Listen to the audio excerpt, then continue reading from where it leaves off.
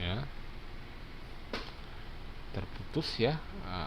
Mungkin koneksinya masih ada gangguan. uh, Coba ya Siti, coba Siti ya, Siti juga masih ada gangguan ya. Nah, coba Grace lagi ya, coba Grace ya. Apa contohnya Grace yang istilahnya secara lisan ya, secara lisan itu adalah mentransmisikan nilai-nilai budaya. Hah? Ya,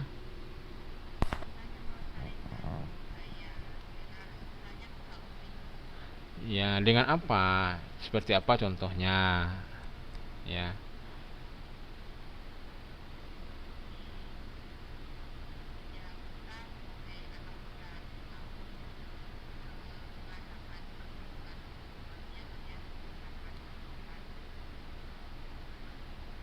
Hmm.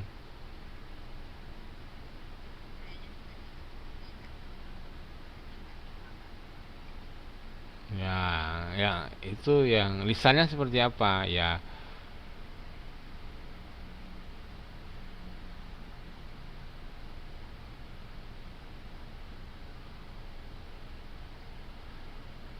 Ya, ini begini dengan misalnya apa tadi? Kebudayaan apa? Anda bilang kuda lumping. Ya, mungkin orang tua memberikan, bercerita sama andaknya tentang kuda lumping ini ya, memberikan petuah-petuah yang ada atau manfaat-manfaat yang ada pada kuda lumping ini. Nah, seperti itu mungkin bisa ya. Jadi dengan bercerita apa sih maknanya dari kuda lumping itu. Oke lah ya. Coba kita sekarang coba Gita ya, Mbak Gita, apa contohnya mentransmisikan nilai budaya secara lisan ya. Uh,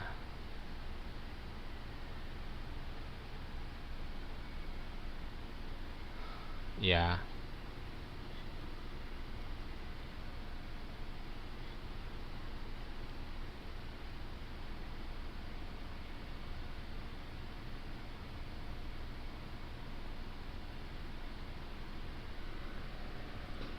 ya apa? Coba di, ya, ya, ya,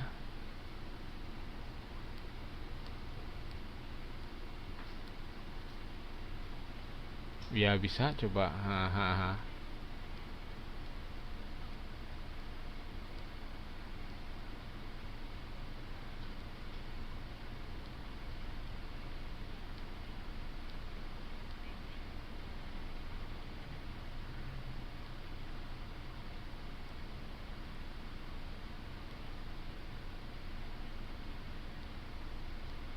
Oh ya.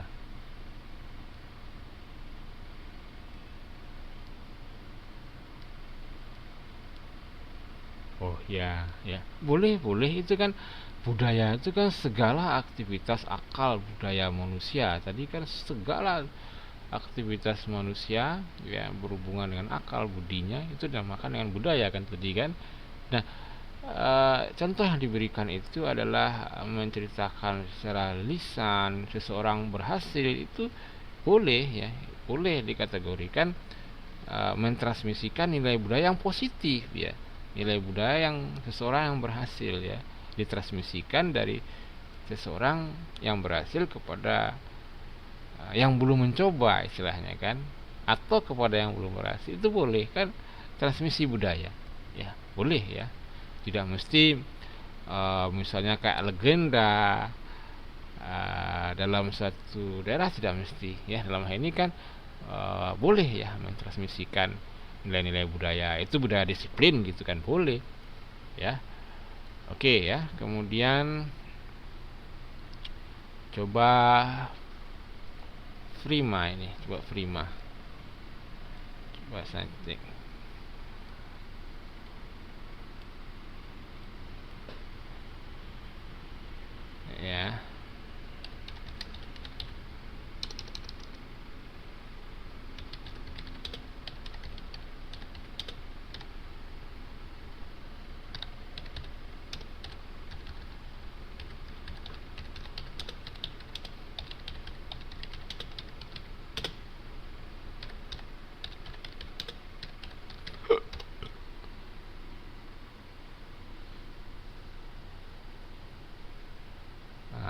mungkin gangguan juga kepada saudara Prima ya.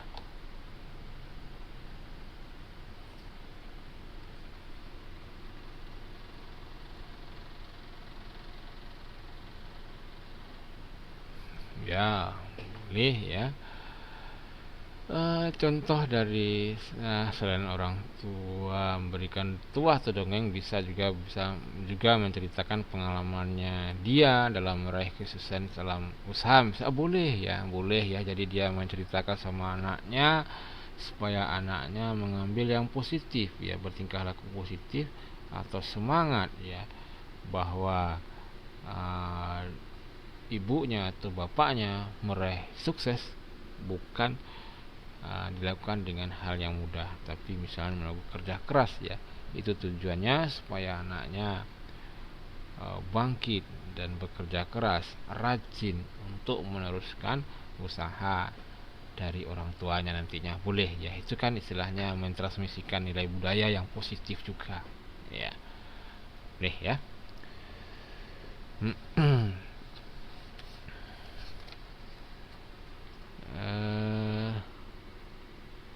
Kemudian ini coba Prima, bagaimana nih Prima?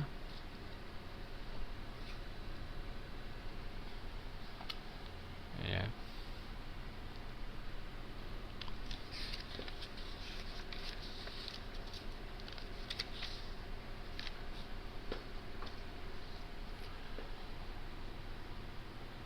Oke, mungkin ada gangguan Pak ya, ada gangguan mungkin di sinyalnya ya. Bisa Prima memberikan contoh ya.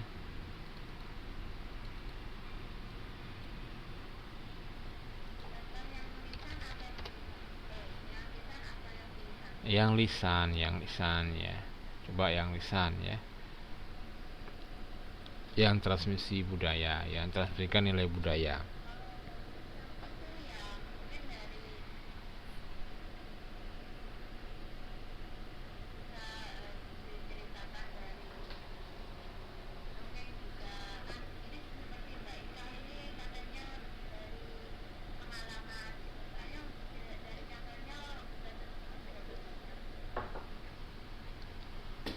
Apa ya? Apa yang lisan?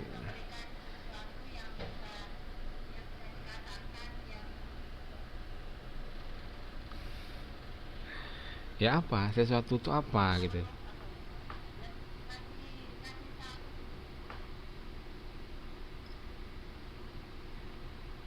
Apa?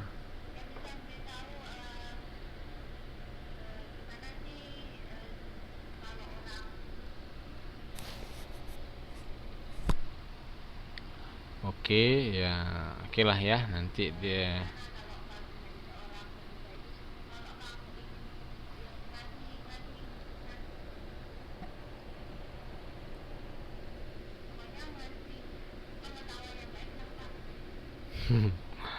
Oke ya, dan nanti pikirkan lagi sama Prima ya. Jadi transmisi budaya, nilai budaya secara lisan itu pada intinya adalah kita mewariskan satu budaya dari satu generasi ke generasi lain, atau dari kita kepada anak kita atau generasi berikutnya melalui lisan ya, melalui lisan, dimana itu mungkin budaya yang positif kita transmisikan kembali kepada anak atau kepada generasi berikutnya ya.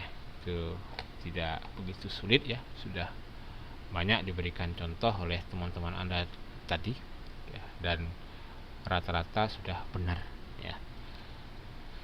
Sekarang kita masuk kepada outline yang ketiga atau kegiatan belajar yang ketiga,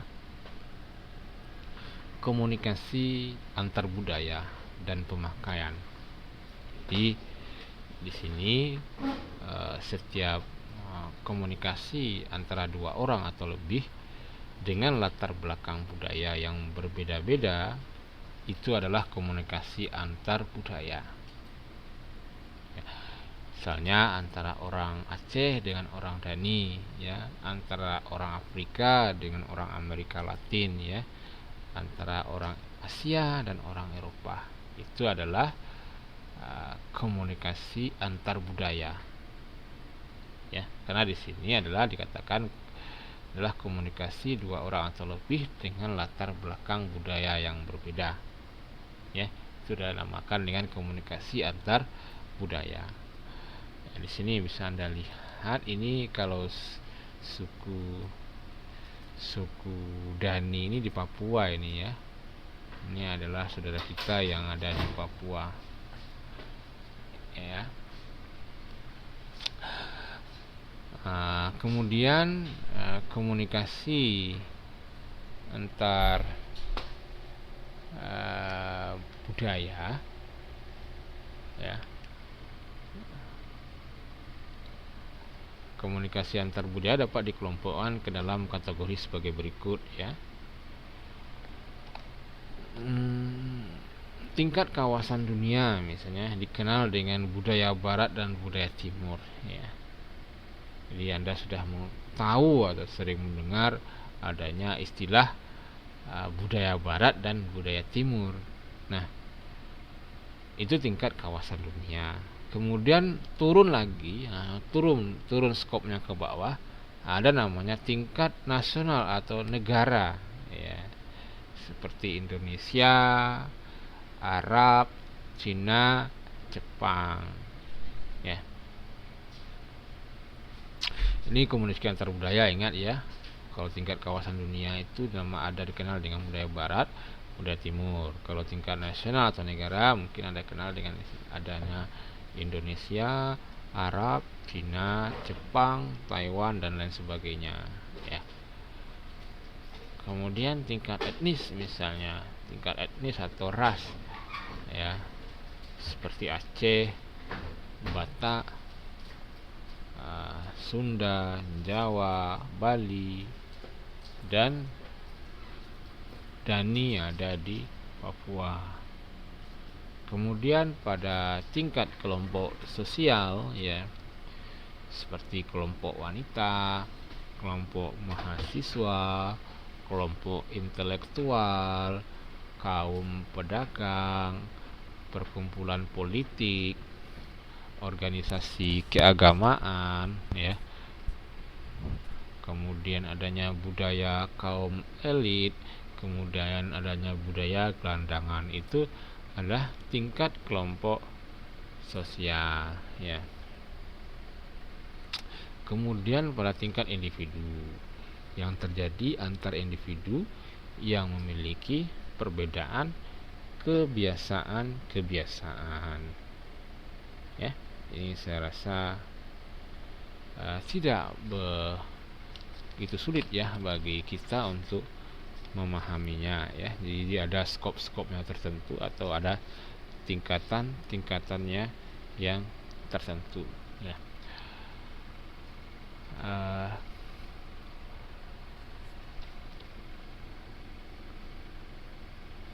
Kemudian, ya,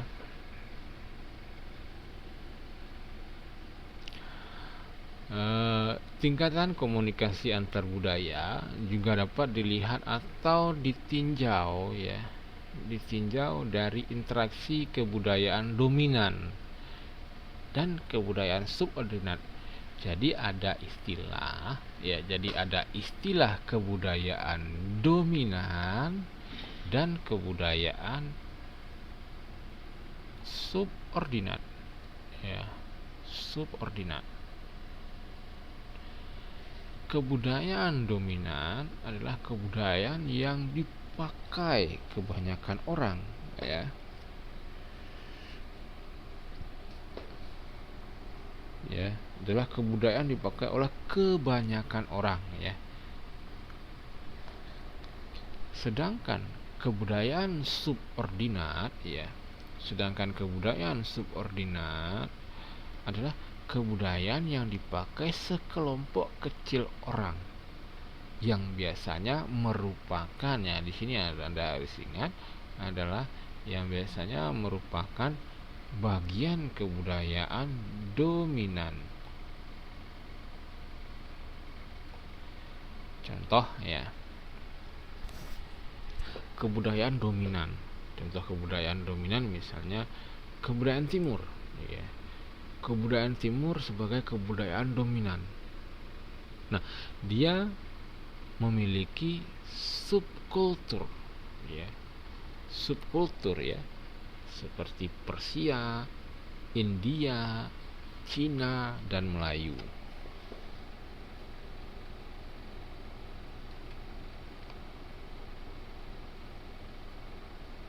Nah, subkultur ini yang dinamakan dengan subordinat ya. Kalau yang dominannya kan dinamakan dengan kebudayaan timur ya, tapi subordinatnya atau subkulturnya dari kebudayaan timur itu ada dalamnya itu adalah Persia, India, Cina, dan Melayu ya. Kemudian subkultur tadi ya bisa memiliki lagi yang namanya subkultur ya. Seperti Indonesia dan Malaysia itu merupakan sub dari subkultur kebudayaan timur ya. Jadi misalnya subkultur dari kebudayaan Melayu ya adalah Indonesia dan Malaysia ya. Jadi bisa dilihat di sini ya. Nah, di sini ya, yang X1 ini misalnya, yang X1 yang besar ini dinamakan dengan kebudayaan yang dominan, misalnya kebudayaan timur ya, kebudayaan timur ya. Dan timur, kemudian kebudayaan timur itu memiliki subordinat di dalamnya, subkultur ya, mungkin kebudayaan Persia atau Melayu ya, atau Cina ya. Misal di sini kita ambil ini ya, X1-nya dominan timur, kemudian X2-nya itu misalnya Melayu ya, maka kemudian subkultur dari Melayu itu bisa kebudayaan Indonesia ataupun Malaysia yang merupakan subordinat dari X2 ya. Jadi X1 memiliki subordinat X2, X2 memiliki subordinat dari subordinatnya adalah X3. Jadi X2 ini adalah subordinat dari X1, X3 adalah subordinat dari X2. Jadi X3 adalah subordinat dari X1 ya.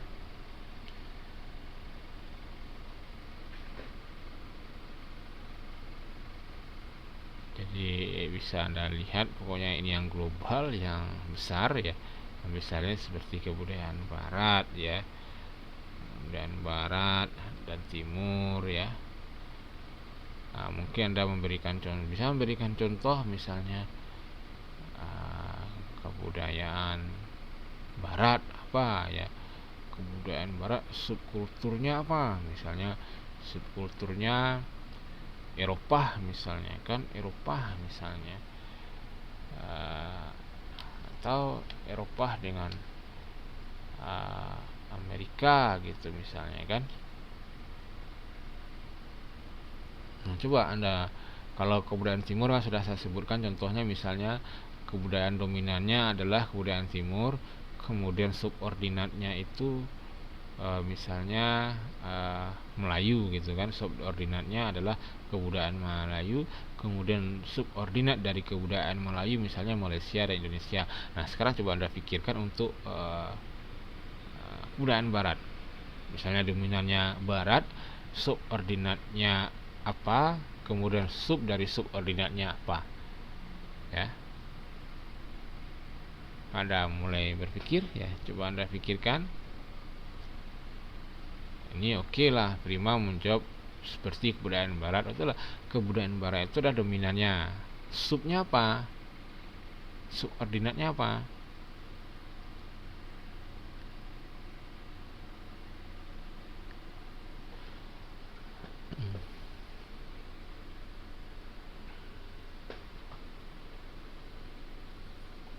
untuk Asnawati ya, dalam hal ini China itu masuk kategori dominannya kebudayaan timur ya, budaya timur ya. Ya, seperti Persia, Cina ya, itu masih subordinat dari budaya timur ya. Kalau yang kebudayaan barat ya,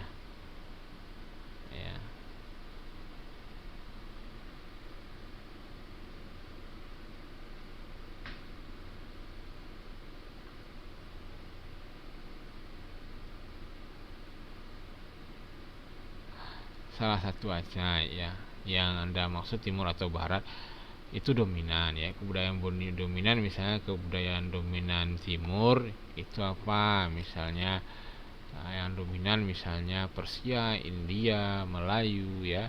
Kemudian itu termasuk dalam budaya timur ya. Nah, kalau Taiwan itu masih dikategorikan timur ya. Kalau yang barat misalnya ke barat, boleh Anda bilang di sini Prima menjawab itu Amerika, Eropa. Kemudian subordinat dari Amerika apa, misalnya Amerika Serikat atau Amerika Latin atau Kanada. Untuk Eropa misalnya Jerman ya, misalnya Jerman atau Prancis atau Italia ya. Dalam arti kata adalah subbagiannya ya, subbagiannya dari yang paling besar, kemudian subbagian dari yang besar itu apa, kemudian subnya lagi ya. Seperti itu. Jadi komunikasi antar budaya ya.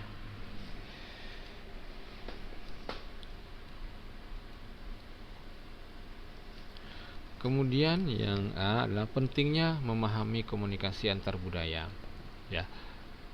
Pertama adalah kesadaran pribadi ya. Dalam satu keluarga sekalipun perbedaan kebudayaan pribadi dapat ditemukan ya. Jadi Anda harus sadar ya, harus mengetahui ya. Dalam hal ini dinamakan dengan kesadaran pribadi ya.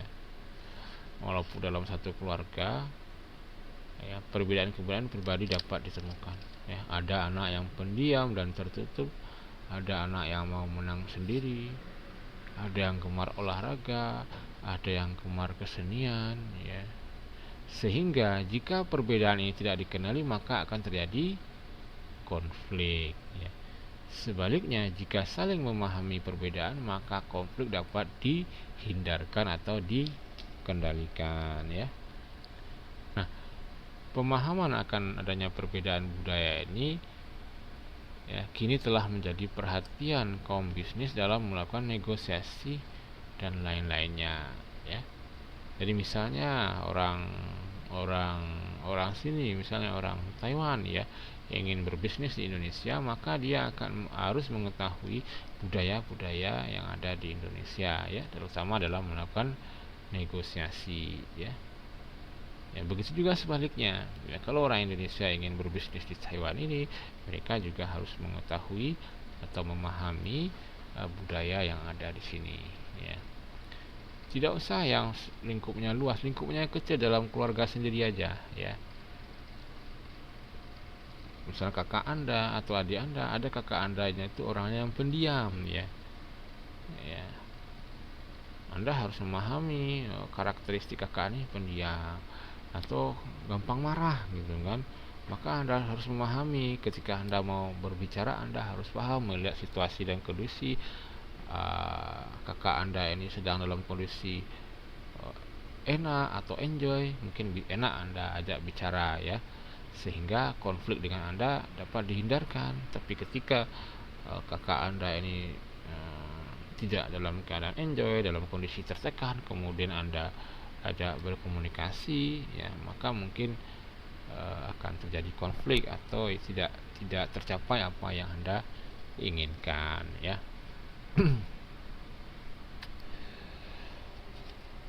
Kemudian